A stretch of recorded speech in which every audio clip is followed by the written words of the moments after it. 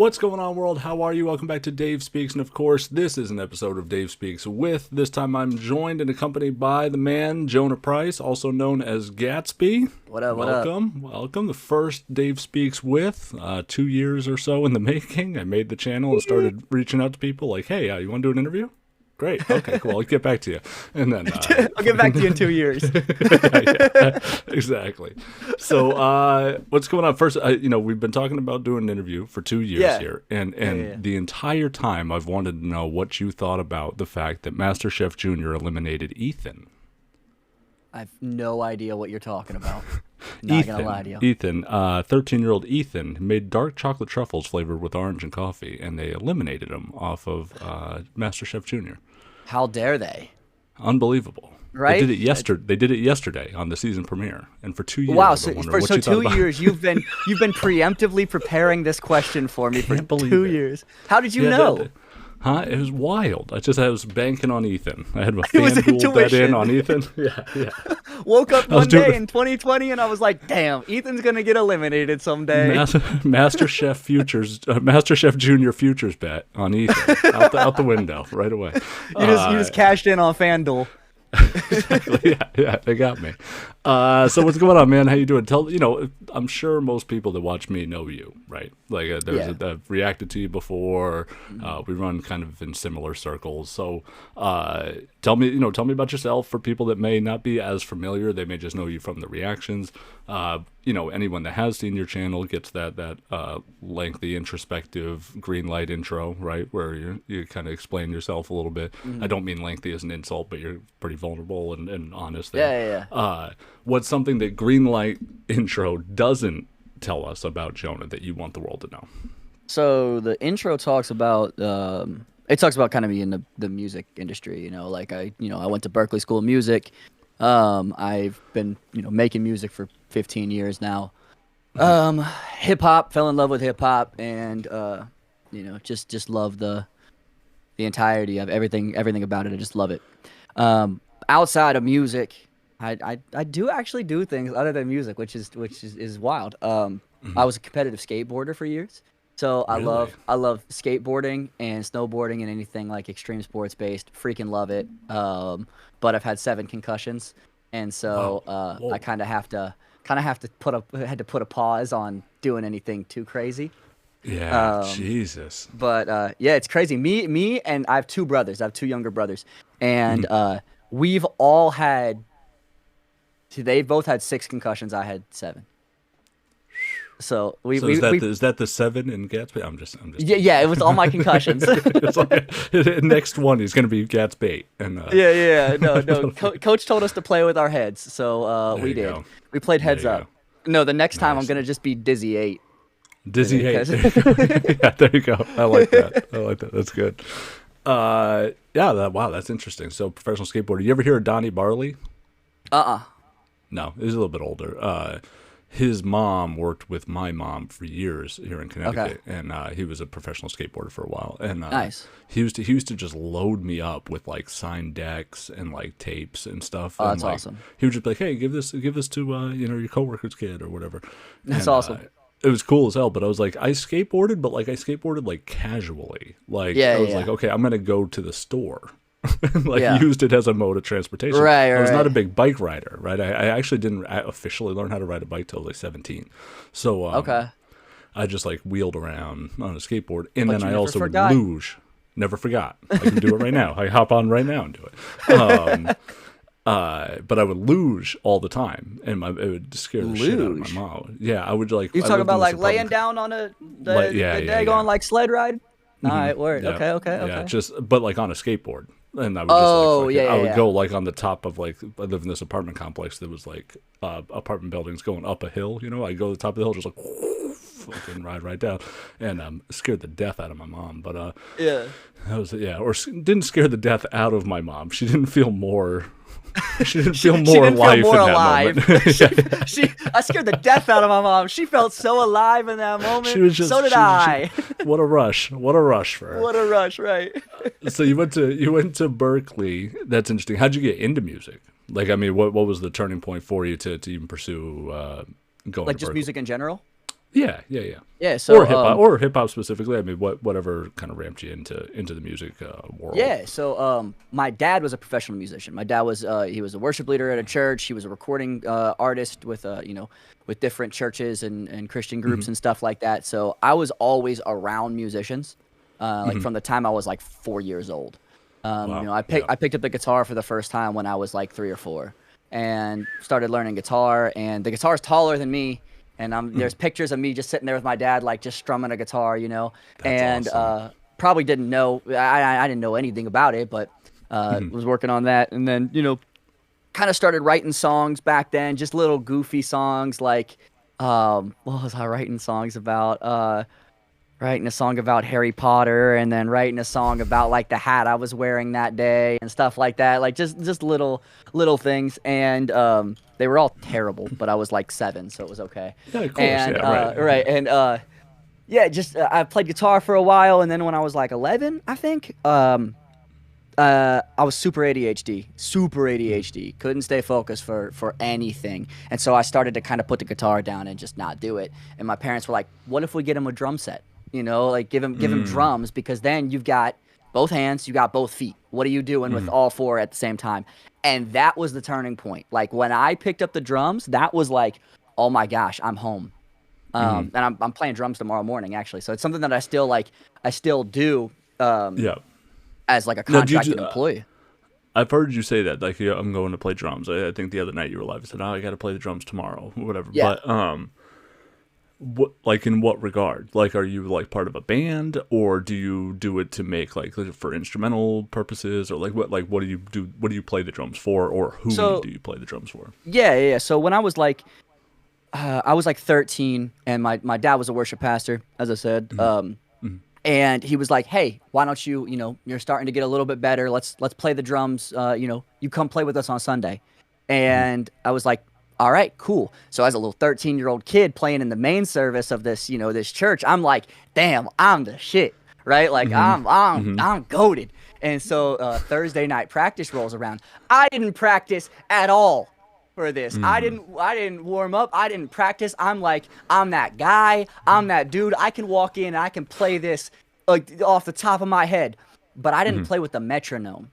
And so but when we were there, we had to play with a metronome and tracks because it's a whole band and stuff like that. I had never played with the whole band. I just played by myself, like, just playing along to songs, making drum Yeah. covers, stuff like that. And my dad lit into me in Really? practice, right before practice. We were running through the songs. He's like, you did not prepare for this. Talking about like, this is, I'm putting my neck out to, you give you a shot to, better your music career, stuff like that. I Right, want you right, to right. to put as much energy into it as you would like for you. And for the next 3 months, I'd say, I slept with a click track in my ears every night. And so that's why my tempo is as it is. Like, you'll never hear me off time. You'll hear me talk about tempo all the time, because like my tempo, there's not a lot of things about me that I'd say are flawless, but my tempo is flawless. Like I will Right. never be off time. And so I got real. Was it Golden Maxwell, right? Or what's his name? With the 10,000 hours of yeah. That's Is it the Art of Malcolm War, right? Gladwell? No, I think is it Malcolm Gladwell or Maxwell? I can't remember now. I know what you're talking about. But yeah, The Art of War is a great book, but yeah, you don't master something until you've done it for 10,000 for hours. ten is the thousand idea. hours, yeah. Yeah. And so I started playing in church pretty consistently, and then I kept doing that, and then I got asked to do some studio tracking for a couple songs, and did a really good job with that. That's a whole different world too. Is studio tracking drums, because you're recording individual elements of it a lot of times. So you'll start with a kick drum because the song is being crafted around you. So you'll do your kick drum for the song, and then you have to do it without playing anything else. So it's very interesting. And then they'll record other Yeah. elements around it, and then you come in and play everything else. Wow. But then I started doing more studio stuff. I was probably by the time I was like in my early 20s, I was playing at different churches every week. I was part of like this worship collective where I would my name was on a spreadsheet, and I would go, hours away, and they they pay me. I come and I play drums for that weekend, and then I come home. So I was playing every week for probably a year or two, and then COVID hit, and I had started my YouTube channel up, and I was like, I don't really want to play drums like that anymore. It's too much time on the weekends. I like having my weekend, blah blah blah. And then just a couple weeks ago, the church that my dad actually works at, it's a different church now, but church that my dad actually works at asked me to, they were like, we need a drummer, can you come and fill in? And so I did, and they were like, if you're ever interested in coming down for a week, because they only have one drummer on staff right now, and so they're like, we need somebody to fill in every once in a while, and we'll pay you for that. So I was like, yeah, sure. So yeah, that's cool. That's what I typically do, is I'll go play at a church, or I'll go play if a band needs somebody to fill in. I'll go, fill in for a night with a band or something like that, and all that. Now, what do you do? Also, I've heard you say, I got to work tomorrow. You don't have to dox yourself or anything. I'm not asking for a company name, but what line of work do you do for a day job? Like, for your I don't want to say real work, but your right. No, I understand. Work. So I work for a body shop. I work in the office of a body shop billing customers. I only work part-time. I work 20 hours a week. But it's my uncle's company. And so cool. I've worked there for like 4 years or something like that. And it's pretty dope. I just go into an office, I type up some bills, and I'm there 8 to 1 4 days a week, and I'm out the door. Yeah. But yeah, it's cool. They're really, really good people. They help me out a lot too. I guess getting back into a little bit of the what compelled you to start getting into music and stuff like that. I mean, as you introduced the idea with your father's church group there, but what's the first rap song you ever heard? Like, what triggered you in rap? Oh man, I'm sure that there was more before this that I had heard, in passing or whatever. But I heard "Life's a Bitch" by Nas, and that was. Oh my gosh, I woke up early on my born day, and it's like, oh, this just hits me in my freaking heart, Yeah. Got rounds 365 days annual plus some. Load up the bus one. Oh my gosh, that song's so good. Nas is one of your favorites, right? Nas is my favorite. Nas is my favorite ever. Yeah. Still, but the first album I ever owned was Graduation. Okay. Graduation by Kanye, because that was I was not allowed to have rap CDs. I was not allowed to listen to hip hop because it was bad. It's the devil's and that music. I was probably 9 or 10 when I heard "Life's a Bitch" the first time, and I was like, damn, this is super cool. But I can't listen, I can't own this. And then by the time I was 11 or 12, it started to get a little bit more lenient, and I would go to my cousins, because my cousins had all kinds of hip hop CDs, and I would burn them onto CDs. But I still wasn't allowed to have them. So I would write the names of Christian bands on the blank CD and walk around with those. So I have Reliant K, Switchfoot, and I'd have them in my little, Walkman CD player, and just, trotting around my God. Work it, make it, do it, harder, better, faster, strong. So I had Kanye's Graduation, I had Illmatic by Nas, and I had Paper Trail by T.I. And those were probably the first 3 hip hop albums I owned. And then I started getting back into the Wu-Tangs and the Tribes and Mos Def and Outkast. And I started just absorbing this and got obsessed with the different sounds and the different, way that lyrics are structured and the different flows. The flows were a huge thing, is the way that people could get in and out of lines, because I'm a rhythm guy. I'm a tempo guy. So when people can get in and out of breaks, it was just it just spoke to my soul. And it's very similar. People don't think of their voice as an instrument a lot of times, but your voice is absolutely an instrument. And so you start talking about, people want to get on records and just kind of and it's there's no there's of a structure to it. It's just I rap fast, or I rap lots of words. And so it's you got to think about it. Even Eminem, I'm not a huge Eminem fan, but even Eminem, you think about it, and he's structuring it as almost where a drum would fill. So you're talking about if I'm drumming and I'm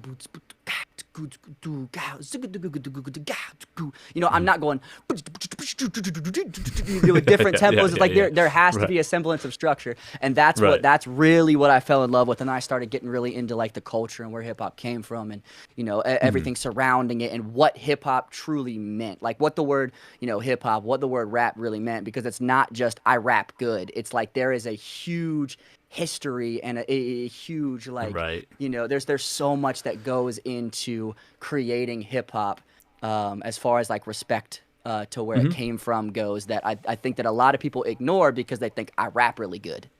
They're like entitled to their spot because they're good at it. Because they're good at it. Right. Yeah. Oh, for sure. I know we've talked about that too, about respecting the space and stuff. But I think hip hop. Sorry, I'll be really short. I think hip hop, different from a lot of other genres, is there is such a rich history to it, and there's a rich history in a lot of genres, but you have to look at the cultural impact that hip hop had, and the times as it was coming up, what was going on around those times, and how like it really changed people's like way of living. It changed the way that people saw a lot of situations. It changed people's lives, and not just like financially. It changed like political agendas, and it changed laws, and it really changed the world. That's true. Yeah, that's true. Yeah. And you nailed it there. That's 100% right. And we were talking about respecting the space and rapping good. And I know what I was gonna say. What's funny about your story is mine is almost exactly identical. How old are you? I'm 25. 25, right? So I'm 35. So mine is like the same exact story, just 10 years earlier, right? Okay. Where the first rap song I ever heard, not allowed to listen to rap music, right? My mom was religious, not like a church, not like an organized church, but employee or whatever. Not employee, but didn't work for a church, but big church advocate. Not allowed to listen to rap, not allowed to watch MTV.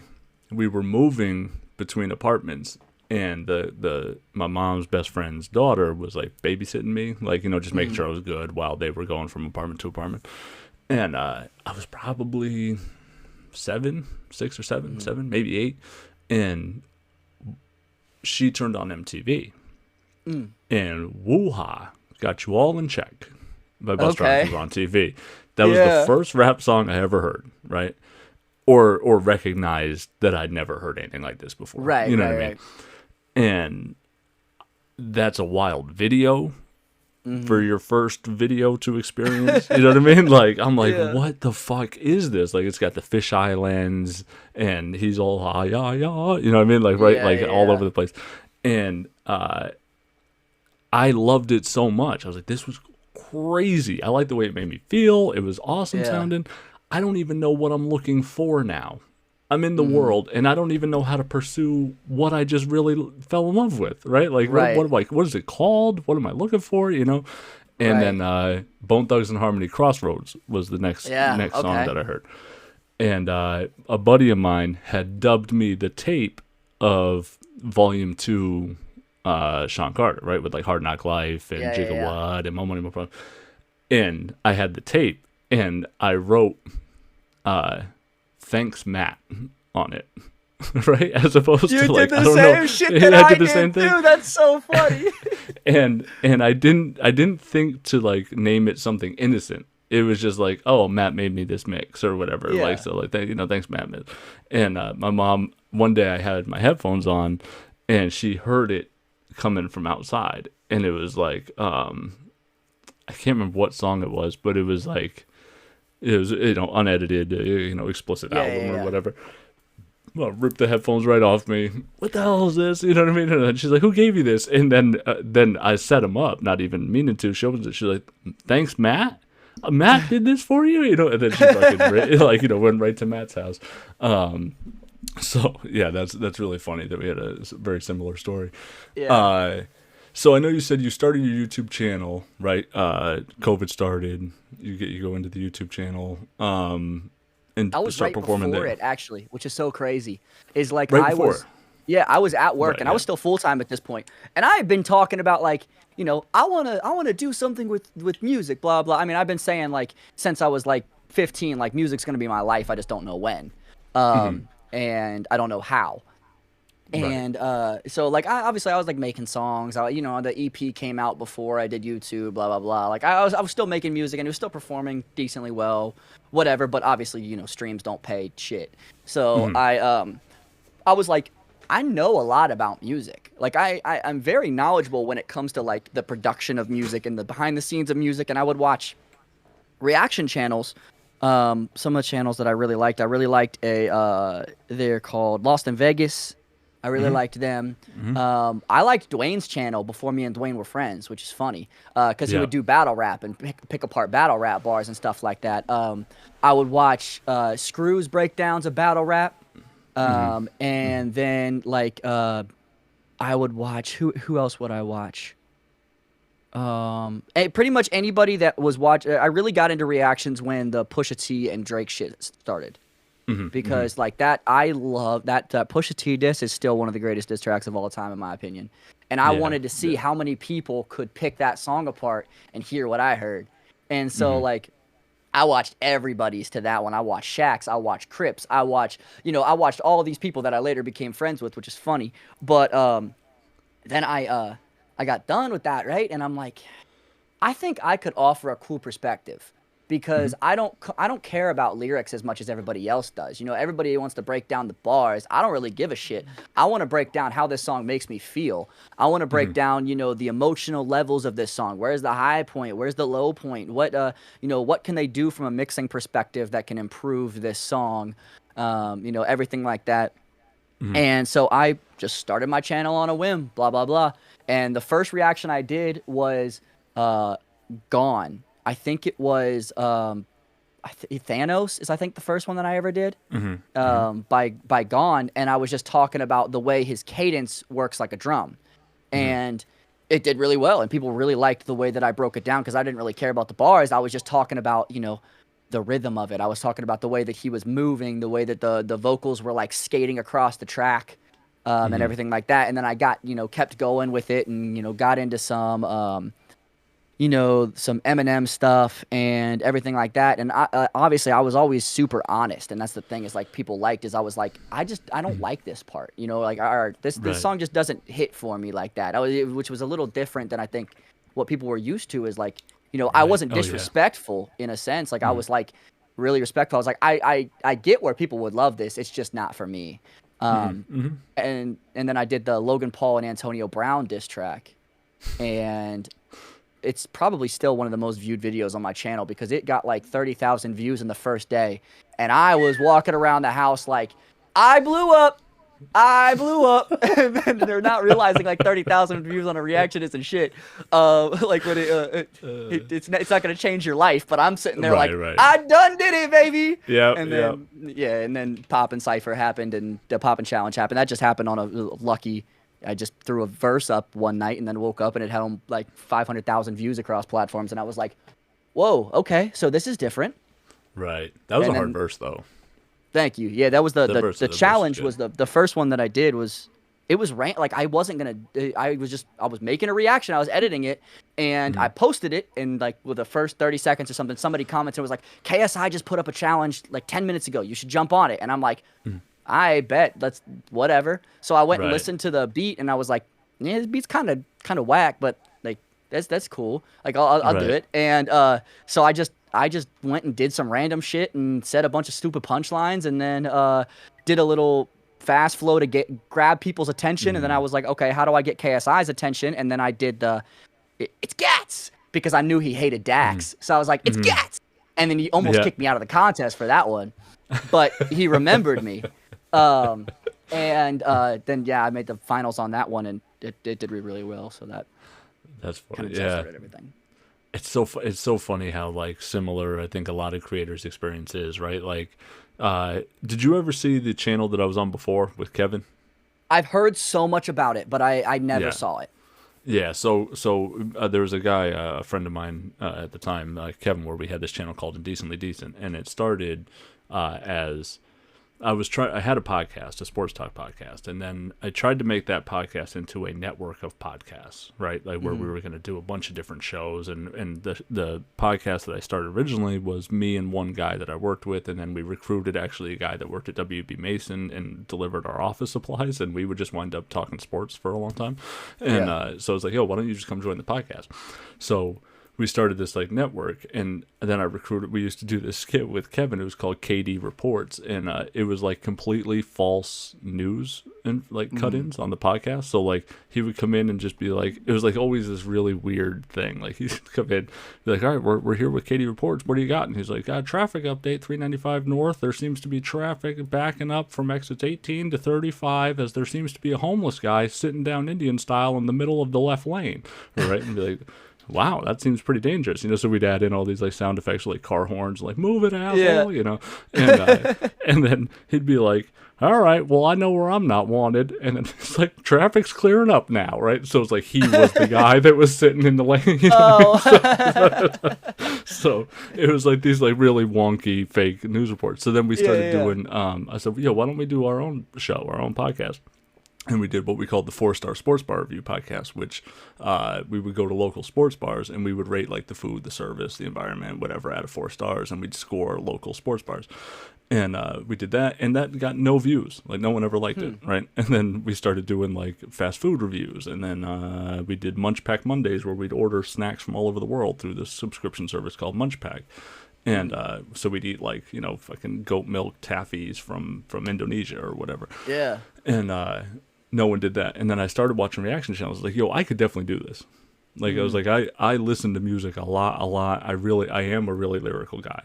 I'm like, so I could absolutely break down lyrics and provide, I think, a really, really in-depth version. Like, most people are like, oh, shit, I like that he said this. I'm like, I don't care about the reaction. I care about the, wow. Like, how did he structure a sentence like that, Right, yeah. So we started Nicki Minaj and Eminem dropped Majesty. I told him Kevin was a big Eminem fan. I said, come on, we're doing this reaction with me.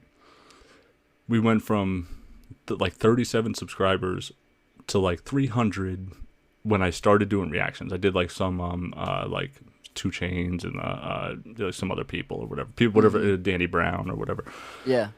And then Nicki Minaj and Majesty we jumped from 350 to 1,000 in a day. Right? Wow. And then the next week, Kamikaze came out. And we reacted to Kamikaze. We went from 1,000 to 10,000 that weekend. So we blew up like right away. And we were like, that's it. Like, same thing. Like, you can't tell us nothing. We're quitting our day jobs, Right. And, it's just say that it's just funny listening to like your experience. And what's funny was I walked away from Indecently Decent February 20th, 2020. Okay. And that's like the same time you started your channel. Yeah, I was right around. I think it was February 6th or something like that. I think was the first video that I put up. And I started Music Felt by Me then. And I'm without COVID really making an impact yet, right? Like it was like sort of like, so there were some cases in the US, but not bad. And then it became like, oh, you can't leave your house like a month and a half later, So I was like, yo, we wouldn't have been able to do the channel anyway.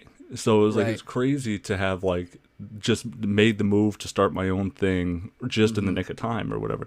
So that's funny too. That's it's interesting to me. I know I might be rambling here, but I like the fact I love that it.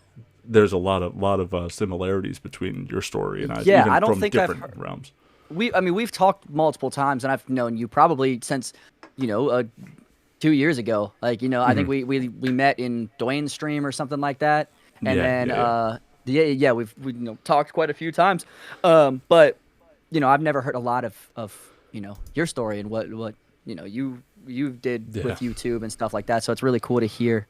But yeah, that's so funny is like we both kind of started and got our feet in the fire before everybody was locked down, and then you can have some momentum going into where like probably the highest internet traffic of all time. Of course, right. Yeah, that's tough. So how do you feel about like your crossover into being like a YouTuber? I know you're still doing physical music, like like you said, you're doing the drums and stuff like that. What do you like doing more? What do you prefer? What's easier for you?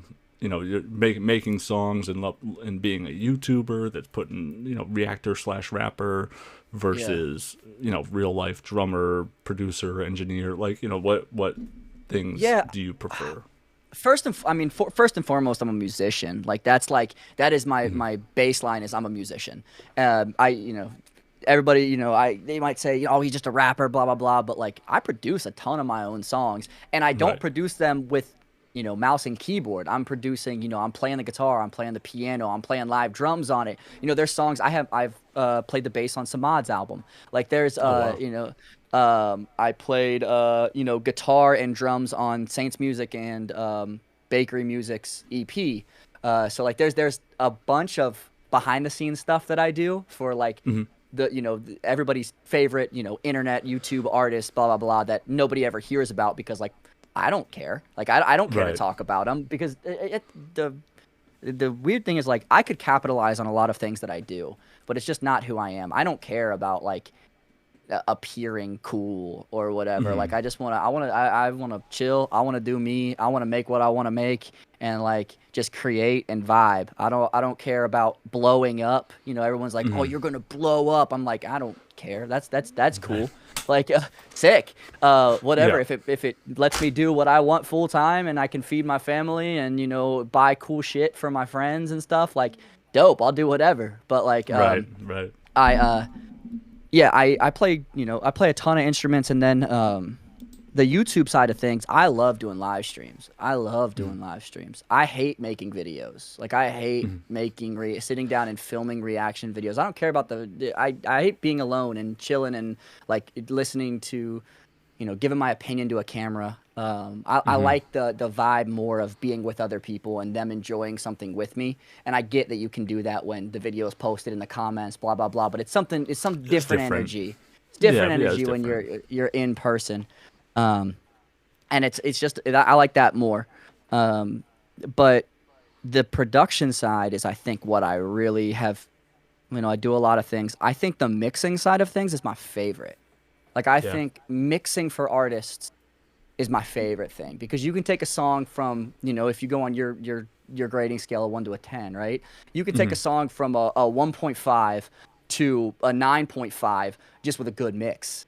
I mean, it depends on their recording environment, blah blah Right. blah. There's a lot of factors that go into it, but a mix can really change a song and you can bring that song to life. For sure. And so like that's something that I really am passionate about is making songs sound really good.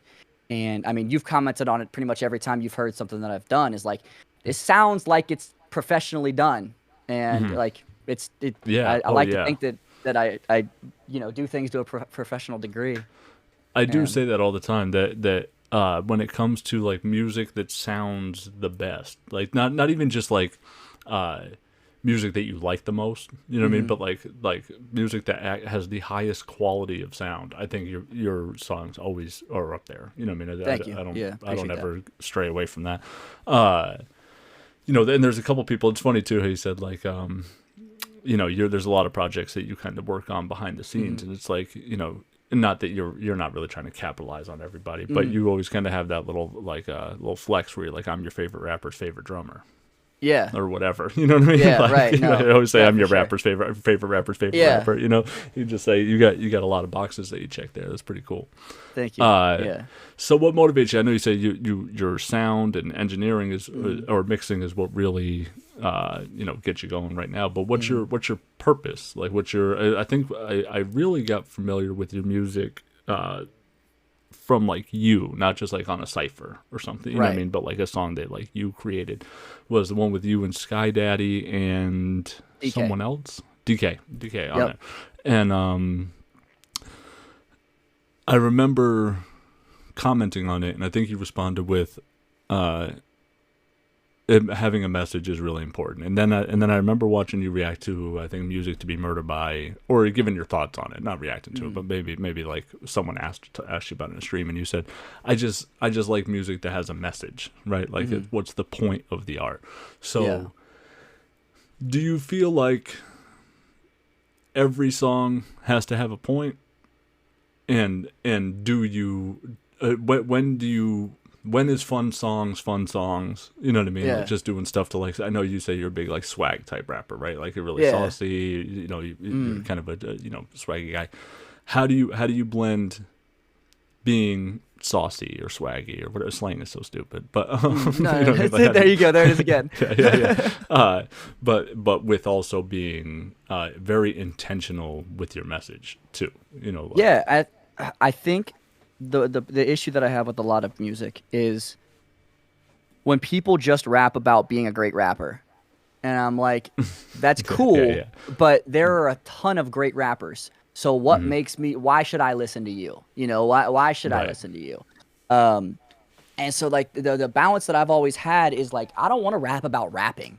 Like there are songs when I'm just saucing out and I'm swagging out, but there's like an underlying message in a lot of them.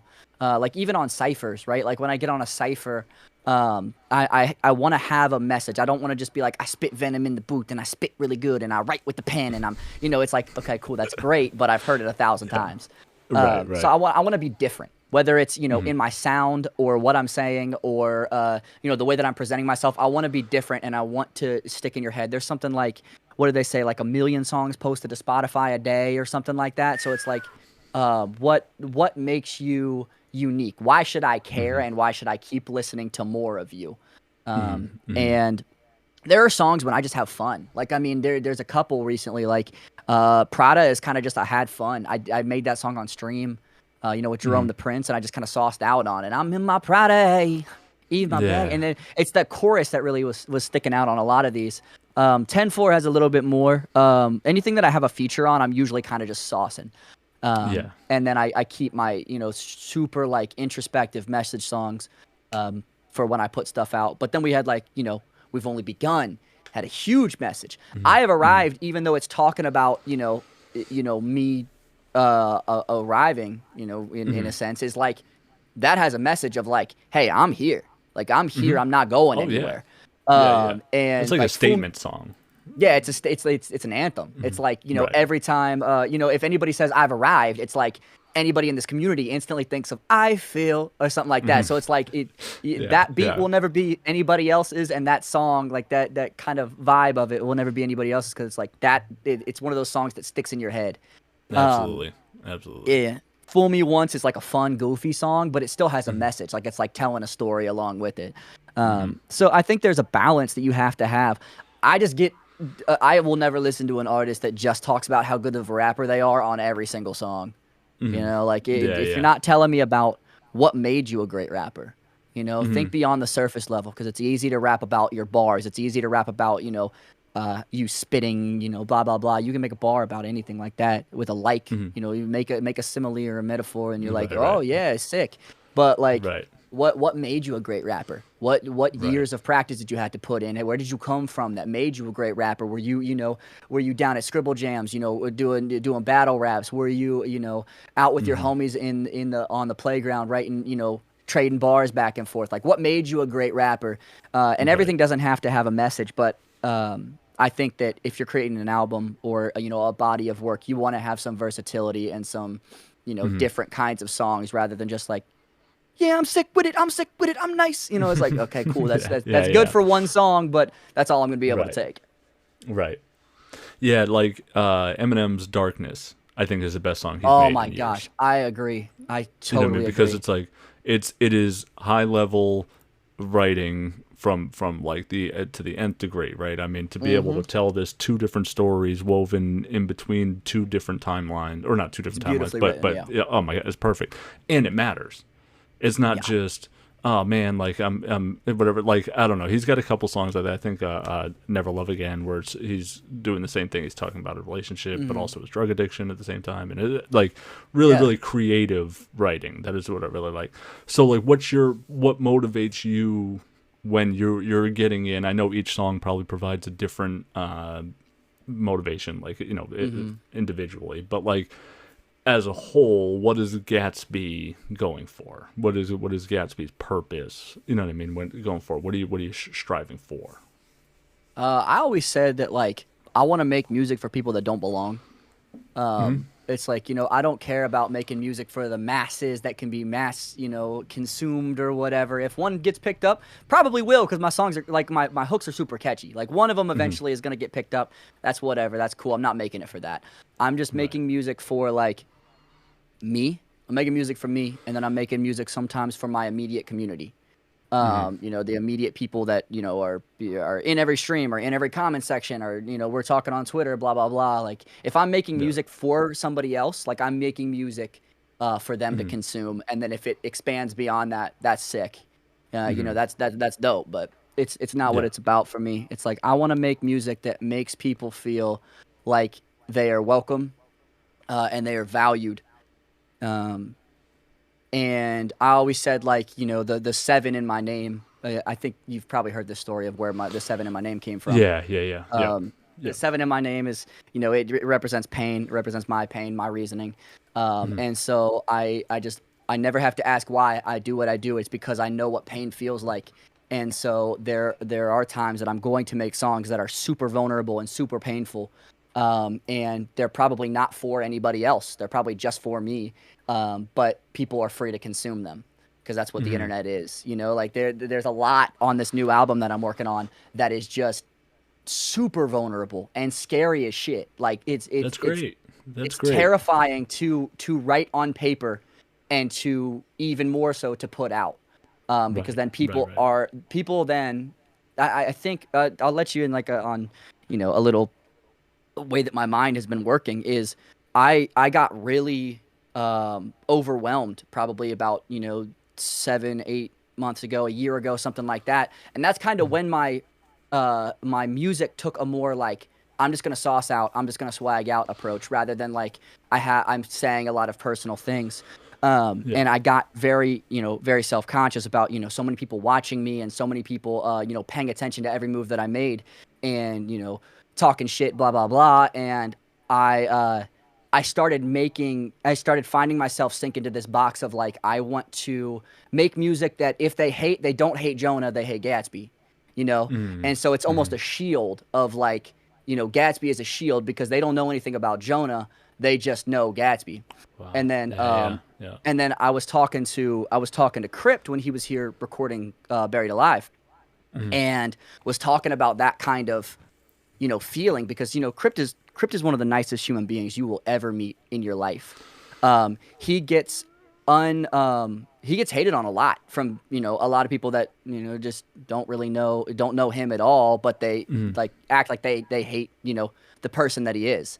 Right. Yeah. And so Yeah.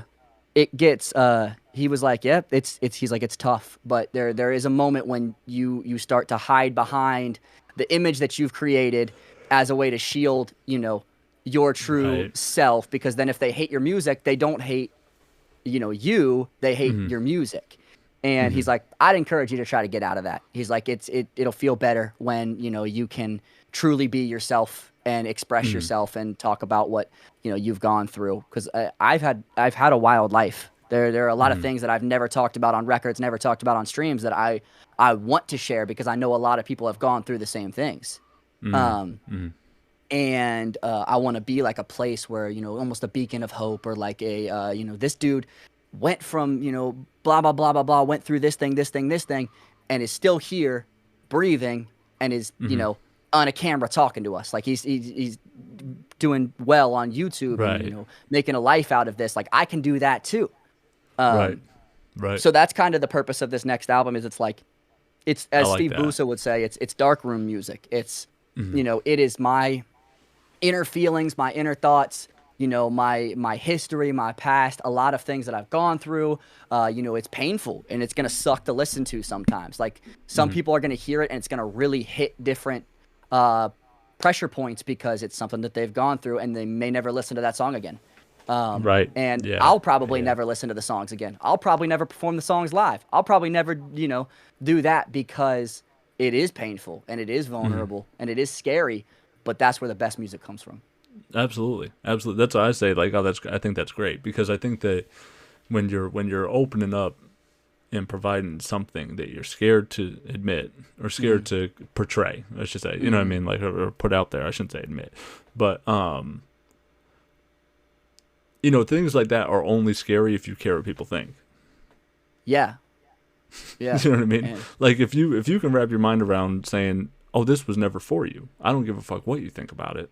It's not scary at all. You just did what you wanted to do. You know what I mean? right. But if you do have concerns, or if you're conscious of the court of public opinion or whatever, then yeah, that's terrifying. If you care, Yeah. you know what I mean? But like the risk is only what the fear is fed only by the risk of what you decide to care about. You know what I mean? It's No, not like you're that's actually totally going to true. go to prison. You know, if you Right. don't want to go to prison, you don't kill somebody, right? You know what I Right. mean? Like, so if you don't care about prison, well, then that person's dangerous. They got nothing to lose, Yeah. right? You know what I mean? So they can do Yeah. whatever. They don't fucking care. So yeah, that's interesting. I really like art like that a lot. So I'm looking forward Yeah. to it. Of course, I respect. I know I was joking with you the other day to put out more music or whatever. I know the process is what it is. You know what I mean? And it's your art to not put out if you don't want to either. You know what I mean? Like who Right. the fuck am I? But just as a person that really enjoys your music, I always look forward to more for sure. So Yeah. And it's and man, especially some I'm real stuff too. Like I man. like your swag stuff. I like your soft stuff. Yeah. But like you said, it's a little bit about like it's a little close to rapping about rapping. You know Right. what I mean? Where it's not like you're not providing a ton of things that someone else couldn't say from a lyrical standpoint. You know what I Right. mean? No, 100%. So like when Kanye said in is it Easy, where he says, no, City of Gods. I might go back to college, but make an album and then drop out again. Right? Yeah. That bar he can only say. You know what I Right, mean? Like that yeah. only works on that level because it's Kanye saying it. No one else, Yeah. and anyone could say it, but they'd be like, "What does it fucking matter? Who cares?" You know what I mean? Right, yeah, So yeah. I like stuff that comes and it hits hard from only that person. Would it be dope? You know what I Yeah. mean? And I think that's when you start getting introspective and expressive. That's where a lot of that stuff you'll wind up landing a lot of those because it's rooted from only you. You know? Yeah, no, and that's like the first line of the first song. The intro is like I won't spoil it all, but like the intro is like a phone call of my parents singing happy birthday to me, and then the first line of the first song that you hear is I'm high on the eve of the day my brother passed. I hope he ain't watching the way his brother acts. I wonder if he was here today, will you follow in my pace and make all the mistakes his brother has? And it's like it sets the tone of like the whole album, and I'm I got really like excited about it. goosebumps, man. Yeah, That's dope. That's Yeah. dope. And powerful. You know what I mean? Not just Yeah. like, oh man, that's a hot bar. Not like that. Yeah, but, man, no. that's fucking powerful. yeah. I like want that this a lot. album to be where nobody listens to it and says, "Oh, that's a really cool bar." I don't want anything to be like Right. the typical bars. I want it to be like, wow, I feel that. You're talking about that 6 seconds joint, right? That 6 seconds joint when he's like, I'm Yeah, sorry yeah, that yeah. I'm always sorry. Like that's not That shit a makes me cry, hot, man. that's not a hot bar from like a, blah, blah, blah, a reference right. standpoint. It's a hot bar from like, that is just so powerful. Felt it. That you Yeah, feel it, yeah. Felt that fucking bar. Yeah, I'm sorry. I'm always sorry. I'm sorry. Oh my god. Yeah, He that kills it. song's That shit makes so me tear good. up, man. Six That is fucking so talented. So He's talented. so good at that. He's so good Yeah. at that. I think he's the best, well-rounded, exclusively rapper. Like for a guy that is a rapper, I think he has a little bit of drip to him. He's got really hard punchlines. He can battle. He's easy on the ears. He doesn't feel off a lot. You know what I mean? Like I think he checks a lot of boxes for people that are like, I shouldn't say he's only a rapper, but for people that aren't like producers, mixers, masters. Right. You know what I mean? Like you, I think a guy that just can hop on a mic and do a lot from being on this side of the mic only. You know what I mean? He reminds me a lot of kills it. Mickey Fax. Like Yeah, Mickey I Fax kind is of put a him in lot that like Mickey Fax, vein where like his Six's new EP had a little bit more like song structure to it. There was like more songs. But like if you're gonna grab somebody and tell them write the hardest verse you can, there's no way 6 seconds isn't in your first three you're picking Right. from YouTube. Right. You're taking probably Koofy's 6 seconds and then take your pick. That's Yeah, like Kofi's is up there too. yeah, for sure. and that's what I'm saying is like, he is he's so freaking talented with words. I think I would have Merkham's and Kofi. I think I would go 6 screw, and then a 3A 3B would be Merkham's or Kofi's. Yeah. For like go spit the hardest verse you can spit. You know what I mean? Yeah. I think because Merkham's is like close third there too. Merkham's has a little bit more so like hard. He has like a little bit more like melody to him, I think. Which I definitely appreciate. Yeah, I like that. I forget what cipher it was, but where he was like, I pull out the sledgehammer and boom, and he did the big. You know what I'm talking about? I bang on him like whack-a-mole or whatever. Yeah, bang on like whack-a-mole, and his voice is just so hard. It's so crazy. Yeah. No, he's crazy. Wild. He's wild.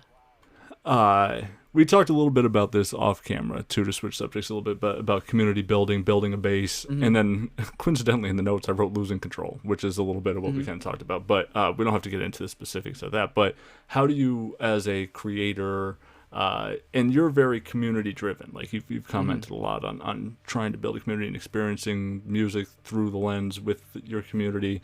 Why is that so important to you? And how do you kind of control? I guess I should phrase it this way. A lot of people always say, "Oh, I want to become a YouTuber so I can quit my day job. I don't want to work for anybody. I don't want to work for anybody." But then I feel like we all kind of wind up working for the people. Yeah. You know what I mean? Like, because without them, like, so for me, I guess I can start with my intro. I don't make stuff for people to like. I don't care. Right. I don't care if my biggest, longest tenured Patreon members goes, "Oh, you're disgusting. I can't believe your take on this. You're a vile piece of shit." I'd be like, that's cool and all, but like, it's true. Like, whatever I say, you know what I mean? I don't really have the same urgency or need for a community to me, because I don't feel like I need to work. If I'm doing this as my hobby, I work a day job, and I'm doing this just to express my opinion. I don't want to prioritize the community over what I'm pursuing. You know what I mean? Yeah. So how do you engage with your community in a way? I understand that we may be working towards two different things. You know what I mean? But how do you keep building your community, aspiring to work for your community, but also keep control of your creative output too? Mojo. Yeah, I don't. That's something that I'm learning, right? Like it's all a learning experience, and I try to learn more every single day. But at the end of the day, like I always, like I said, I don't like to do things alone. I like to do things with other people. And so adventures are way better when you have teammates and when you have people with you. You can go on a solo adventure, and that's definitely necessary a lot of times, especially if you're introverted. I'm like an introverted extrovert. I like my time alone, but I also love to be with people. And I always felt like every time I would watch a movie with my friends when I was a kid, or I would go play football with my friends, it was way better than if I was doing something on my own. And I understand and I recognize that a lot of people don't have a ton of friends, when we get into adulthood and we get past like the point of like, oh, I'm 15, I'm in school with all my friends every single day. We don't keep a lot of the same friends, and a lot of people who are introverted have trouble creating those genuine connections. And if you notice, like in my streams and in my community, I noticed this early on, and I was like, that's something that I definitely want to dig into. People would come in and be like, I feel so welcome. I feel like you guys are all like my friends. And they, they have genuine relationships of like, talking on Twitter. Aside from that, when they're in other, people's chats, they're like talking to each other. And it's like, it feels really cool to cultivate a community of where people feel like they are friends or family. And with that, you do open yourself up to losing control, because people get very comfortable with each other and they start to, act as if they truly know that person, when in reality, it's like, hey, we've only talked on screen, through a screen. And so you don't truly know where that person's been or what they've been through. So it is a double-edged sword of like, you get very comfortable with people, and so you start to open up. But sometimes you open up too much. And so I think that it's a building experience of like, I have my really close people in my community that, we've had disagreements, we've had arguments, we get on Discord and we argue, or we, talk back and forth. But at the end of the day, we hang up the call and we're in the chat like, man, that was dope. I'm glad that we could have that conversation. Yeah, just for the record, I only apologize for saying bozo because I wanted to respect your space and I didn't want you to feel like I can't bring this fucking guy anywhere.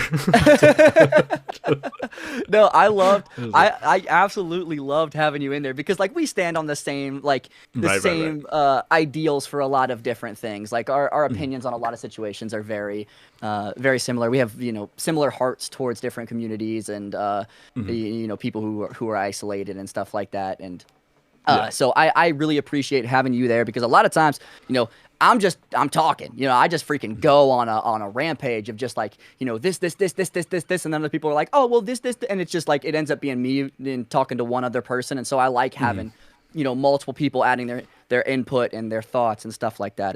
It makes it all a lot doper. But yeah, like Yeah. you said, I think that building a community is important of people that truly believe in you and believe in what you're doing. But also to be careful that it is still your platform. It is still your at the end of the day, it is still what you've created, and they are a huge part of supporting you and of getting you to where you want to go.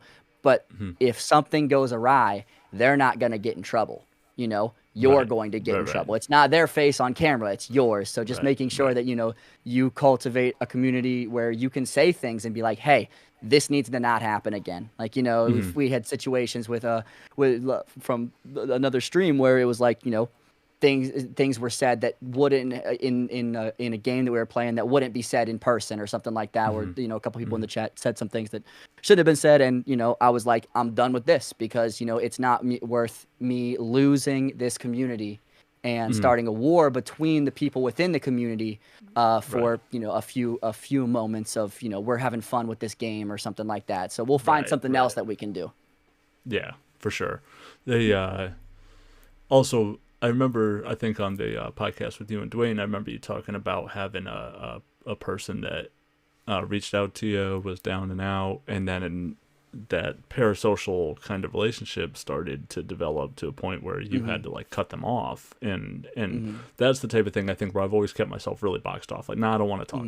I don't want to because it's just a slippery slope. You know what I mean? Like some people will never take advantage of it and just go, hey man, thanks for your opinion on this, whatever. And some people will start to, where now all of a sudden you're carrying the burden of someone else's, life or scenario, whatever, and it's like I'm too like apathetic at some points for things like that too. I can't take on the world's problems. You know what I mean? So I'm a very empathetic person, and I try to, for the things I really believe in, that I'll die on the hill of, but I'm not a trained therapist or psychiatrist or whatever. You know what I mean? So like, I can't take that. I'm not even qualified to, let alone. Yeah. You know what I mean? I hope that it works out, but I'm not necessarily like, I don't even want to spend my nights talking people into situations. You know what I mean? Like, it's a really, really tough thing to try and do. And that's where I feel like you wind up making yourself really exposed to people's needs.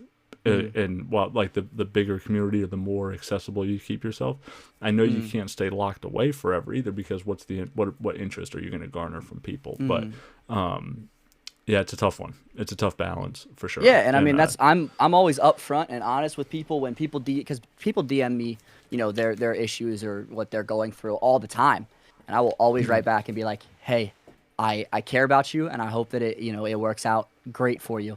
However, I don't know you at a personal level. Like, I don't hang out with you every day except through a screen or through comments. I don't know your life. I don't know who you keep close. Blah blah blah. I don't know any of that. And I'm also not qualified to speak to that from multiple different avenues. So I'm always honest with people. I'm like, hey, I think that you should find somebody in your own life that really can speak into you or can help you with that, because I don't know how to help you with that.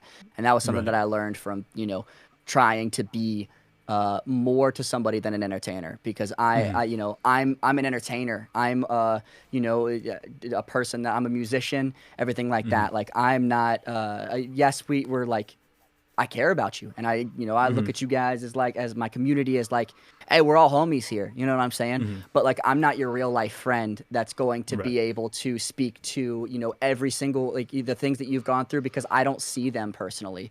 If Right. my hometown best friend calls me and is like, hey, bro, me and my girlfriend just broke up and I'm really, really down, I can speak to that because I've Mm-hmm. seen their relationship. I've seen the ups and the downs and, Right. Hey, let's go for a everything. drive and we'll Yeah, fucking go cruise and let's chat or whatever. Yeah. Right. right. Right. Let's Right. go talk about it. But like, Right. you know, I can't help you on, Twitter or Instagram or Mm-hmm. anything like that because like I haven't seen your whole relationship play out, Right. and Right. the only Right. thing that Right. I know about you is what you choose to share in text form. Right. So Absolutely. yeah, I don't you want to have to hold you keep up too long. oh, we're chilling, bro. Yeah, I'm Okay. chilling. All right. Good. Okay. All right. No, but what were you gonna say? You have to keep. I'm assuming. You have to keep a boundary of like, of I read this book called Making It in the New Music Industry, and he talks Mm, about how a rock star is there's still a stage. You're still watching somebody on a stage. mm-hmm. And the rock star might come down to the merch table and shake hands and dap people up and talk to them a little bit, or like jump down in the crowd and hug people, blah blah blah, kiss some babies. Um, but the rock star isn't going to be calling people in the audience every single night and wishing them good night and tucking them in because Right. he has his own job to do, and it's Mm-hmm. to entertain that 100,000 people, whatever the heck, like Right. whatever number you want to say. Mm-hmm. And so as much as I love people, like I won't be able to be there for every single one of everybody's Of course. Yeah.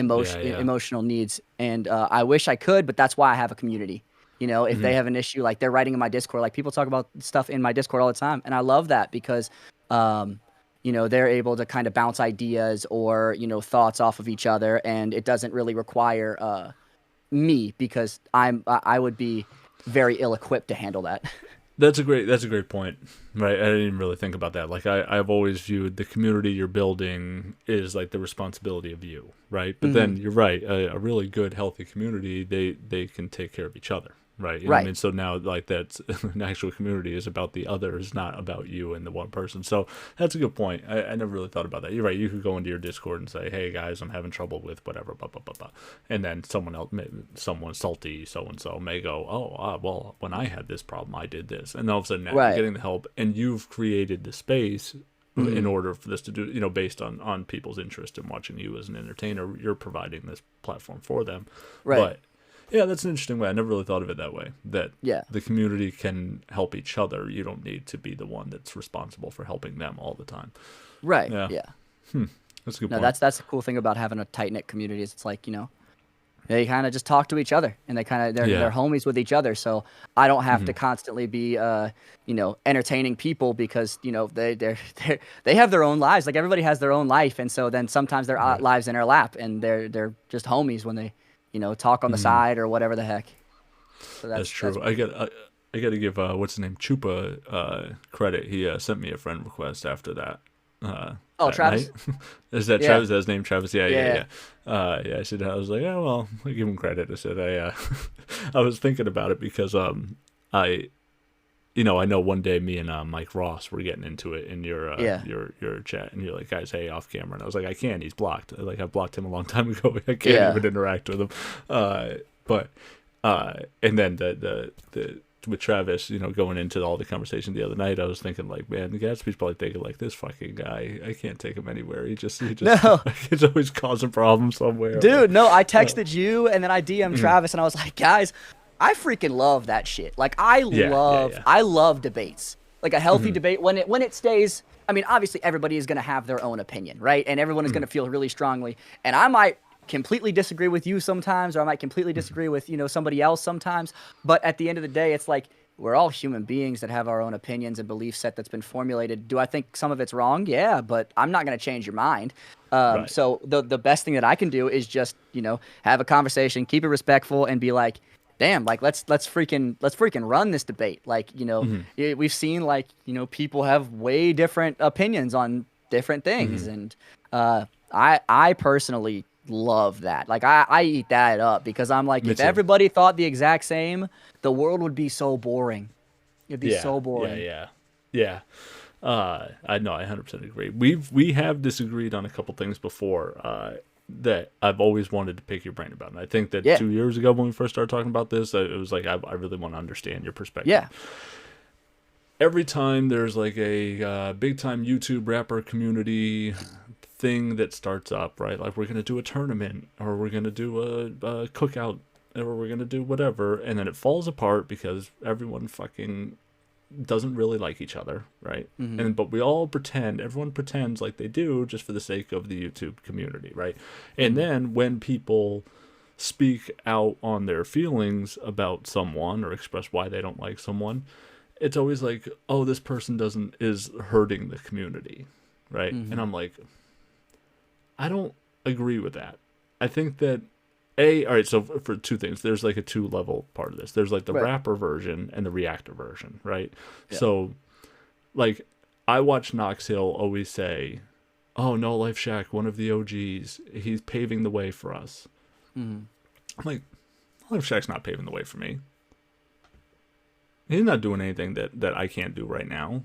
You know what I mean? Like, and I'm not doing this because of some path he's paved. Right. You know what I mean? Like No Life Shack didn't invent reaction channels. He's made them extremely popular, right? Like, and I get that he has this massive fan base. Aside from being like laughed at / with by Jimmy Kimmel, and you know what I mean, whatever, like for his reaction to the Eagles or whatever, like I don't know that didn't help me.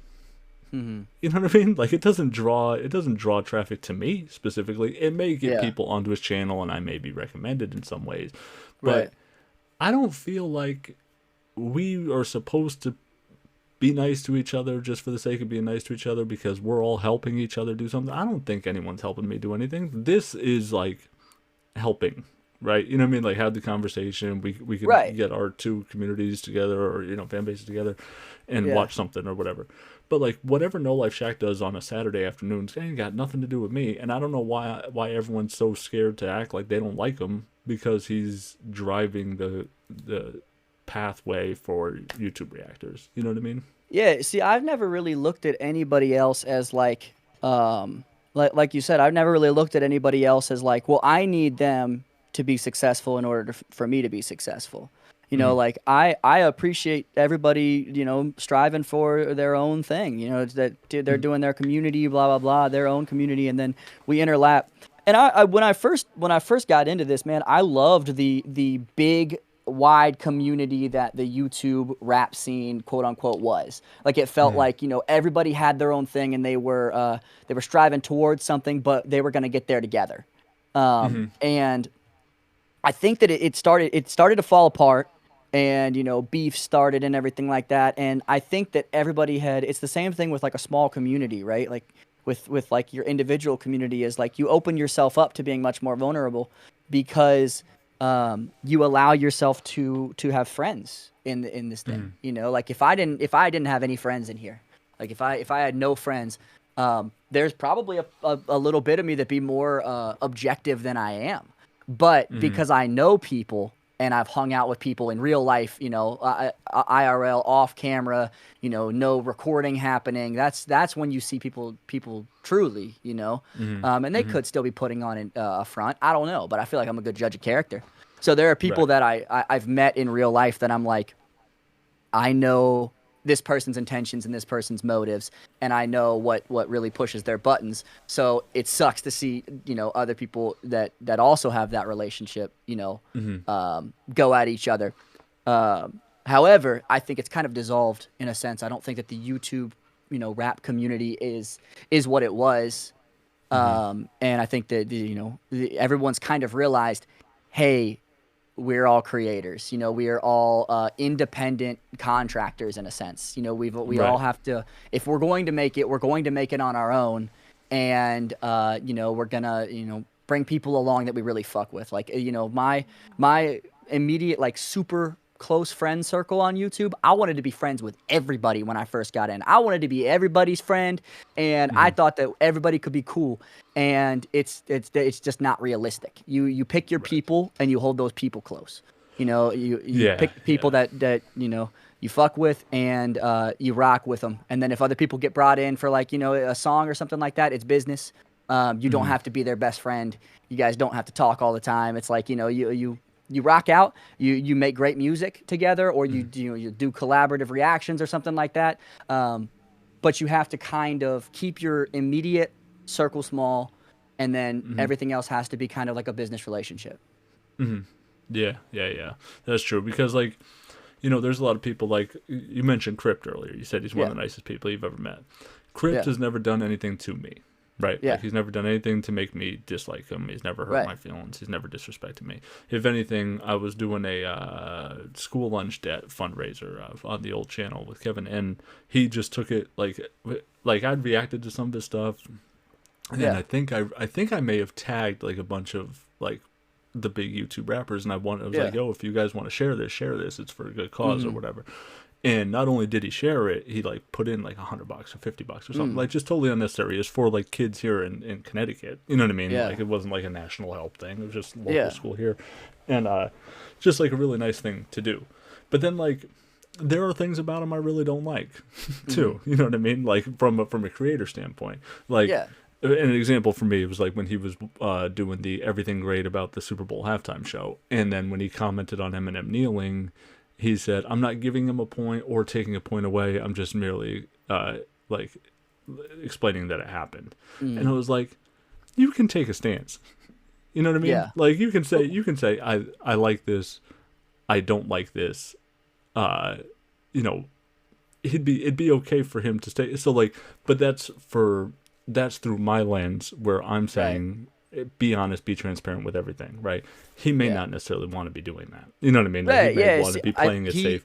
And I just don't like people that play it safe. But I got you, yeah.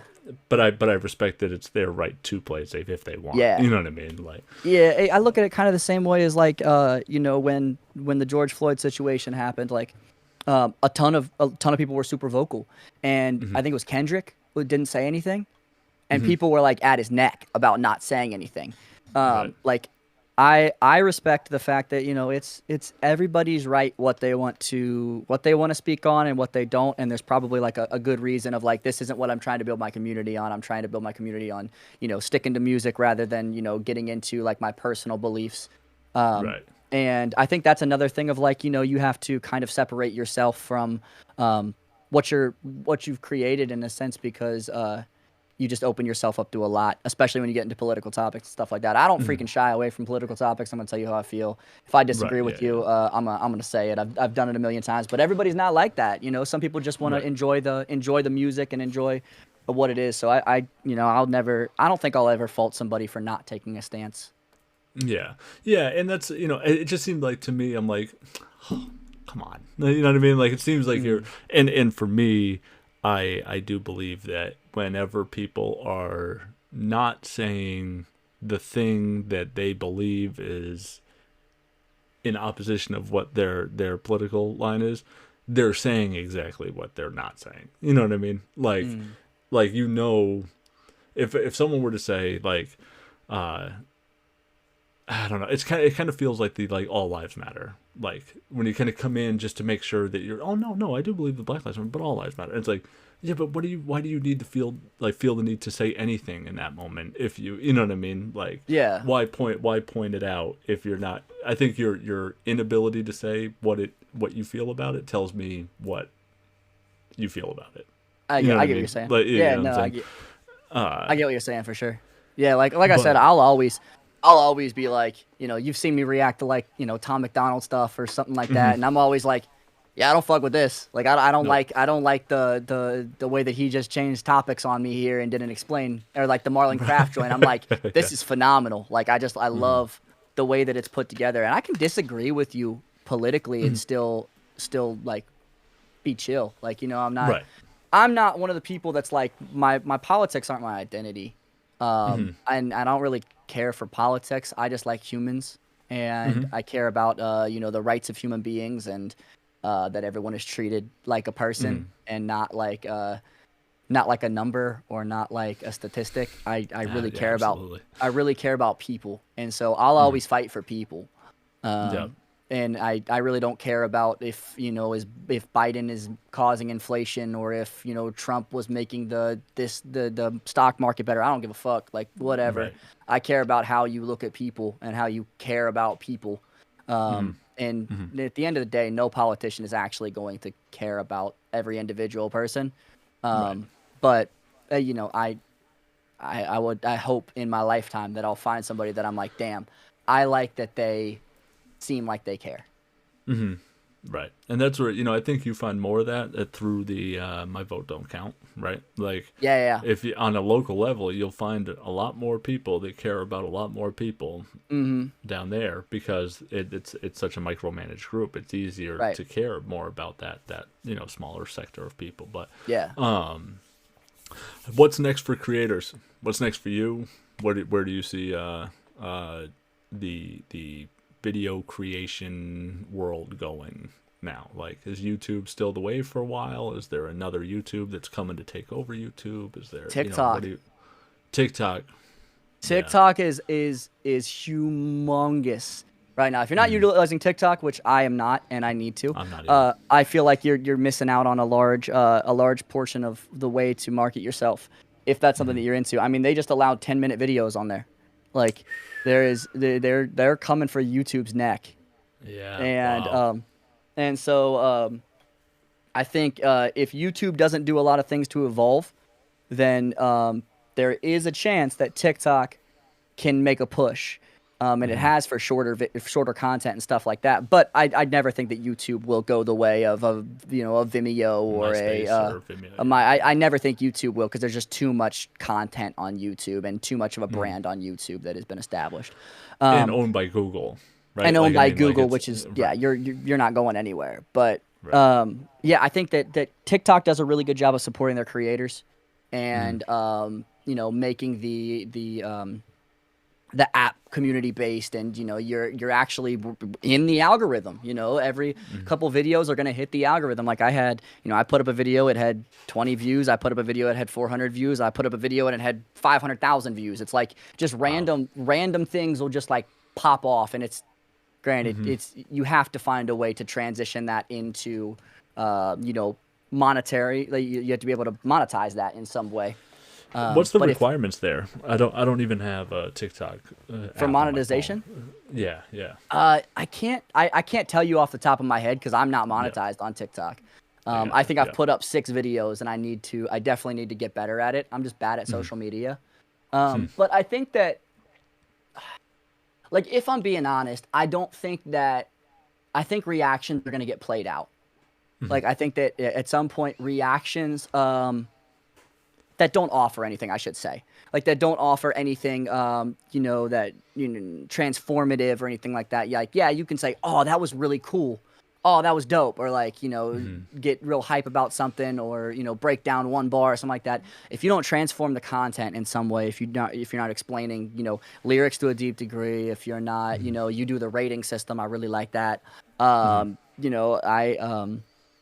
I like Steve Bruce's rating system. I wanted to do something like that a long time ago when we first started the Decent channel. I was like, yo, I want to do something similar to that. Like, I mean, I didn't see his channel before, but it was like, we should come up with like a metric for everything. And it was kind of like how the 4-star sports bar worked. His rating system is fucking great. I really like him. I like that dude a lot. I think I've always, I say all the time, like, my favorite reaction channels to watch if I'm watching a reaction is yours and his, because I know that you're gonna shoot it straight. You're not gonna you're not gonna blow smoke up my ass for anything. Like, it's like, even though we're homies, right? Like, even though we're homies, I'm homies with him. It's like, if I put out a song and you think it's ass, you're gonna tell me it's ass.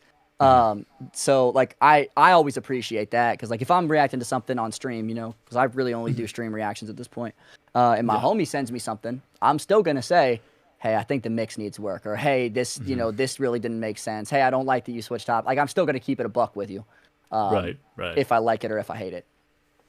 That's true. But yeah, I think reactions will play out, and we'll all have to find the next thing. And what is the next thing? I don't freaking know. We're gonna find it at some point. Yeah. But yeah. Yeah, that's for sure. It's tough. I actually think YouTube is, like you said, YouTube's kind of got to ward off TikTok here, Mm, and I think that they're more trying to catch up with Twitch. It feels yeah. like it seems like they're the things that they put out, like the joint streams and stuff like that. Not that that's necessarily a big Twitch thing, but it's a feature I think to a limit to bring people back from Twitch to YouTube. Right? It Hmm. feels like they're competing more with them on the live streaming side of things, I could see that. and Yeah. not necessarily worried about the published content anymore, because everyone's live now, right? You know what I mean? And Yeah. everyone's doing these conversations, and everyone's Yeah. FaceTiming and Skype calling and whatever, you know what I mean? And podcasts and interviews are happening at such a high level now that Hmm. it seems like they're trying to stake their flag back into the video streaming Hmm. thing and to pull some people back from Twitch. But I don't know if that's necessarily the right war to fight. Like, I think let Twitch have live streaming, like I said, and then figure out how you handle TikTok at front, because I think you're right. I think TikTok's coming for YouTube, for Yeah. sure. I don't, like I said, I don't even have the app, but yeah, I don't disagree with you at all. Yeah, and I Uh, think I mean they've made active moves to get streamers like you're talking about. You know, they've given huge contracts to you know, we're treating streamers like they're NFL players. You know, mm-hmm, this guy got a 6-year, $40 million contract to come back just to it's stream on crazy. YouTube. You know what I'm saying? So like, It's crazy. uh, same thing with like Mixer. When Mixer was in existence, And they then when you gave got Ninja, Ninja and who was the other guy? Summit 1G. Like right? they've given people, they're throwing contracts around to different streamers to get them in because they understand that when it comes to gaming, the highest, like the way that people absorb content the most is through streaming. You Right, know, right, not a lot of people absolutely. are going and watching a video of somebody, the recap of somebody playing the game. They want to see them live and they want to interact and, you know, say things in the Right, chat and stuff like that. right. I think the only videos that work like that are Madden on demand videos. Yeah. When you I watch, like, want. so, like, Madden franchise, Oh, I watch so much of that. I watch Bengal and C4. Like I watch I eat Yo that Boy shit up. Pizza. Yo Boy Oh Pizza yeah, is yeah, my yeah. guy. Yeah. Have you seen Uh, C4? yeah. He He's does is he the the the one that the science for science? No, he does pink slips and stuff like that. You should look him up and you should look up his Eagles franchise and listen to the Oh first yeah, couple yeah, yeah. minutes. I do know who Yeah, you're talking about. I do cause know who you're talking about. Yeah, cause yeah, I'm yeah. I'm his intro song. Oh, are you? Yeah, No kidding, no kidding. I've seen yeah, him. I've only seen him like in like clips and stuff. I've never hmm, actually like watched his videos. I'll go check him out. That's awesome. yeah, That's awesome. yeah. He's That's a cool. homie. Uh, I guess to wrap up, so we've gone over a lot about music and being Mm. a creator and community builder and all this stuff. What's a creator must have for you right now? What boxes need to be checked, and for what? I guess like it would depend on what you're going for, but like what things do you look for in either fellow creators, or what standards do you hold yourself to that you Okay, need to make yeah. sure? No, I think if um, people that I you know truly absorb their content, I don't watch a lot of reactions. You know, I don't Mm-hmm, watch a lot of you know, just random reactions unless it's a song that I'm looking for. mm-hmm, Because I don't want to accidentally pick up anybody else's traits or characteristics. I want mm-hmm. to be unapologetically myself always. Yeah. And I think that's something that I look for in creators is, are you unapologetically yourself?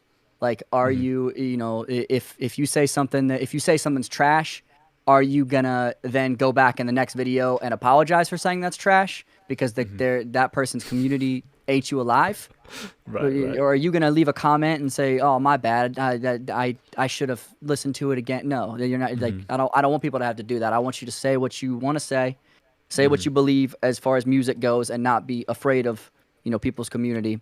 I also want you to be able to give praise, like where praise is due, because a lot of people get into the hater mode of like they're like, I'm just mm-hmm. gonna hate on everything because it's Yeah. gonna Yeah. fire people up. I want you to be able to say when things are good too. You know, Right. like Right. give a positive spin on things as well. I want you to be knowledgeable. Like, do I believe you, and why do I believe you? Mm-hmm, Because, you know, if I'm not learning anything from, you know, you're listening to your reaction or something, or if I'm not hearing something in a different way, I'm probably not gonna care. You mm-hmm. know, because I can listen. I can make a video where I just go, yeah, that hot like a stove bar was crazy. You know, Mm-hmm. if I'm not learning something about, like, you know, why did you break that bar down? You know, I like when people Mm-hmm. tell short stories in their reactions, blah blah blah. Mm-hmm. and I think that I look for, do I believe you at the end of the day? I think that's the big thing, is if I believe you, then I rock with you. But if I don't believe you, I'm probably not gonna, uh, you know, absorb your content. Are we homies? Yeah, sure. Like that's Right. cool. I might just not like some of the content you put out, and Right. it's whatever. It's your content. You know, I don't. Right. It Yeah, doesn't have to be it's for really me. not my problem. Yeah, right, Right? right. Yeah. Like Yeah, I yeah. feel like people get into this mode of like they want everybody to enjoy their content without understanding that, like, hey, some people aren't gonna like it, and you have to be Right. chill with that. You know, you have to Right, be of you have course. to be okay in order to be genuine and authentic. You have to be okay with people disagreeing or not liking what you do. And they don't hate you as a person. They just they don't rock with what you're making. That's fine. Right, right. Yeah, kind of circling back to we were talking about earlier, like what it's only scary if you care about what the consequences, and the worst case consequences, people don't like what you have to say, right? Yeah. You know what I mean? So that's why I stopped being scared of expressing my opinion, because I just realized I don't need to value or validate your opinion for you, for me. Yeah. You know what I mean? Like Yeah. I'm just like I'm gonna this is how I feel, and I just have an interest in getting my shit off and listening to music that I want to listen to and giving my opinion and the things that I like about it. And Hmm. sometimes I might super break down stuff, and sometimes I might just go, "Yo, that shit was cool. I liked it because I liked it. I don't Yeah. need to validate it. I just whatever, you know." But yeah, I've never made a video for someone to like. I've always just made a video because I wanted to. And if you like it, that's great. You know what I mean? Yeah. But I don't, you know. So you're right. You just got to be believable. I watched you on Steve Boose's interview that you guys did before this, just to make sure I wasn't repeating a lot of questions or things that you've gotten Hmm. before. And uh, yeah, that was pretty interesting. I think you were saying the same thing there too. Just you gotta stand out while being believable. You know, Yeah. you can't sell a lie for very long. You know what I mean? Yeah, So you listen to a song and you could be saying the coolest thing that I've ever heard. You could be writing the best bars that I've ever heard. But if I don't believe you, I don't care. You it know, doesn't if matter, right? it doesn't matter. It's not what you say, it's how you say it, and do I believe you? Like, do I feel what you're saying? I think Absolutely, I think that's a big absolutely. thing. Have you listened to the Rise and Fall of Slaughterhouse album yet? I listened to a couple of the songs. I listened to the two songs that they did specifically referencing the slaughterhouse Yeah, split. yeah, I yeah, think I don't know if yeah. there's more of them, but I listened to two of them. Yeah, yeah, yeah. There's probably I think it's like 13 songs. I think like 7, 8 of them are about Slaughterhouse. Okay, so But yeah, I listened to two of them on stream. I got to listen to that whole album because I it's really good. enjoyed what I heard. Those dudes are just freaking ridiculous. King Crooked says my favorite bar of the year so far. I should have stayed loyal to a vault, but I'm from Earthquake Cali. I stayed loyal to a fault. Yeah, that's fire, dude. That I whole like that a scheme that lot. he did about when he was talking about like the Bible bars and stuff like Oh that. my god. Yeah, Dog, I was yeah. at It's first because I was watching it crazy. on stream. I like paused it and I'm like, "Holy shit, that's a whole Bible scheme!" And they're like, "No, don't pause it yet." And I like He's not rewinded it done. and played it again, and he did a Bible scheme throughout the whole verse, Whole and it's verse. still. And then he goes into the Book of Ryan and the Joseph, and oh my gosh, he wrapped it all together. I was like, Crazy. "Holy shit!" That's why That's a Crook's one of my favorite brilliant rappers verse. ever. Me Yeah, he's too. Me so too. good. That's a He's so brilliant good. verse. Yeah. All right. Well, that's all I got. You got any questions for me? Um, what is your next thing? Like, are you trying to build something cool right now? Do you have something in the works, I don't know. I never or is it all know. secret? Definitely not secret. I don't know. I have no idea. I'm pretty public about how much I don't know what I'm doing. Yeah. No, I don't know. We do the videos. Videos cool, but it's like really just if I get uninspired a lot, you know. Mm. So like if there's not some music that's really driving me, and part of that is my own fault. There's this really great podcast I listen to called My Brother, and Me. It's three brothers that they've been doing the podcast for like 13 years now, and I used to Okay. listen to it like 8, 9 years ago. Then I just kind of stopped listening. I got into like music or whatever and Hmm. wasn't checking for it anymore. And then I was trying to find one particular skit that I remembered, and then I realized that they were still doing the show. So I actually started all over with episode 1, and they're hour-long episodes, and now have been listening, and there's like 600-some episodes now. Yeah. So all I listen to, I don't listen to music really anymore. I don't listen to sports radio, nothing. It's just like always in my ear is an earbud playing My Brother, and Me. So I haven't really been as in tune with music unless I see it like thrown at me on Twitter or something or YouTube. But I feel that. So yeah, I don't know. Music's kind of been like out of the loop for me a little bit. I don't know. I've been doing the game streaming, but like then I haven't also for like a month. I haven't been on Twitch for like a month. I don't know. I'm just kind of like floating. I'm just drifting right now. Well, it's like pickaxe the locks. You gotta hit the locks. You gotta hit the locks. You can hit her with the hammer, right? You can hit her with the hammer. Yeah. That was so funny. Imagine. I just kept saying imagine. That was so wild. I was like, oh god damn it. And then when you're like, yo, knock the locks off the walls, and I was like, oh shit, yeah, that makes sense. Imagine. I'm like, fuck it. That was so funny. That was great. Oh, man. That was so good. Yeah, so I don't know. I'm kind of just in between. I'm trying to, I've been working a lot. That's the thing is I work like a full-time job, right? So I do like 45, 50 hours a week. And then, so it's like whenever I feel like doing something, I do it.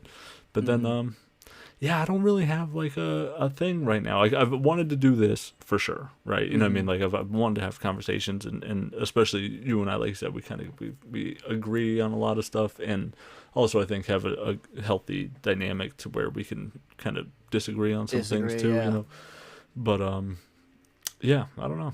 Know. What about you? What are you working on? I know you said you're working on an album, but what else for you? What's down the pipeline? I'm trying to build my Discord again. And a lot of it is just community oriented. How do I involve people? How do I make sure? Because at this point, I think that with reactions and stuff like that, not as many people are watching for the music anymore. They're watching for the person. And it was never like that. People want to say, well, everybody's a fan of me because they're a fan of me. No, they're not. They're a fan of that artist that you're listening to. And, 10% of them may come back just because it's you. And I don't even think it's that number anymore. I think that, that people are only coming for the people now. And there are some artists that, pop off and people will come just for that artist. But a lot of times it's just the individual. And so I'm trying to build my community of people that, are there for me and, I enjoy being around. So I'm very intentional about, what I react to because I don't want the wrong crowd. I don't want the wrong people in my community, which is why, like, I don't react to K-pop. I don't react to, Tom McDonald. I don't react to, hip hop all that much, except for Upchurch. I like Upchurch though. I like his music a little bit. But like I want the people that I am, instinctively like.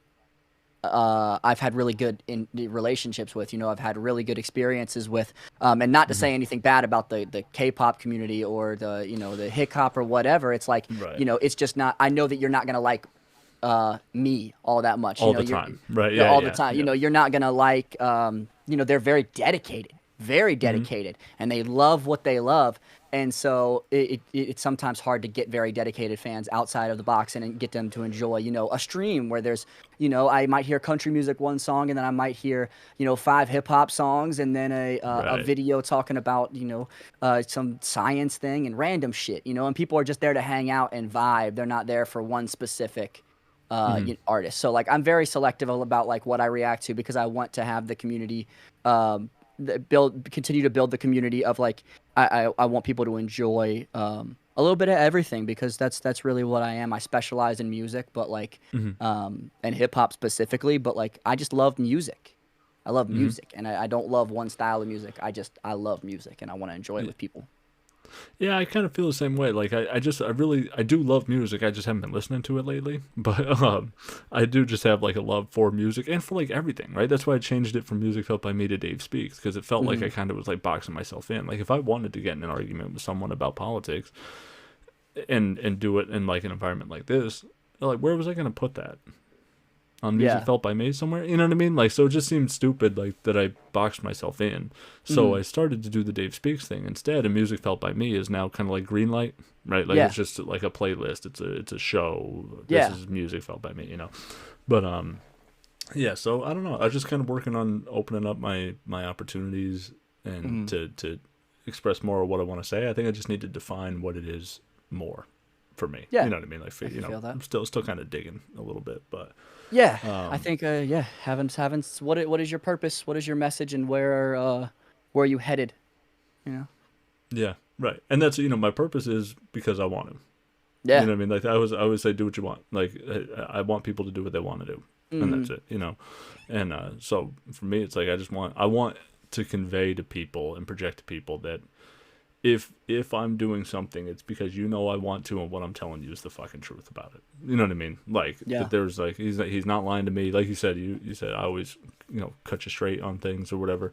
That I just want my word to be like treated as if it's as important as it is to me, because I'm not wasting my time talking to someone about something I don't believe it. You know what I mean? So no, and I think that's why we get along is like, that I'm never gonna bullshit you, and that I know that you're never gonna bullshit me. So like that's why we can have a good conversation. We can disagree because that's what happens when you have two people who are actually gonna say who are gonna say what they think.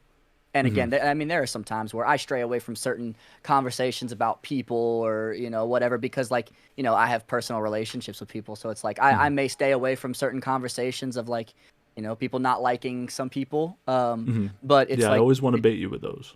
You do, but I always dodge them. I always duck and dodge. I'm freaking like really Manny do. Pacquiao with it. Yeah. But I always kind of because I know that the way that I speak about people, I want to say everything about people that I would say to their face. Like, if I'm talking about Crypt, I would, I say, he's the nicest person I've ever, one of the nicest people I've ever met. There are some things that I do differently than him. And, it's everything that I would say to his face. If I'm talking about like, Shaq, I'm going to tell you, like, I've never had, a conversation, or I've had a couple conversations with him. I don't have an opinion on what he's doing. I think that I'm stoked he's successful. Every conversation he's had with me he's been cool to me. So I can't say anything. Same thing with Screw. It's like, a lot of people don't like him. I've never had a conversation with the man, so how can I dislike him? You know what I'm saying? And right. I like a lot of the stuff that he says. So it's like yeah. I chatted with him once, and like I've always reacted to his stuff. I think he's a great rapper. I really like his writing style a lot. He's a great rapper, yeah. Yeah, but I know other people feel different ways or whatever. But like same thing. I wouldn't avoid the conversation either. Like just because you don't like him doesn't mean that I shouldn't around you. You know what I mean? Like, what I mean? Like, no, I do like him, whatever. And same with like Crypt. Like, a lot of everyone talks really well about Crypt. I don't know him. Like I said, in the one gesture that he's ever made to me, I appreciate it a lot, right? You know what I mean? So that seems to reign true, even through that vein with me.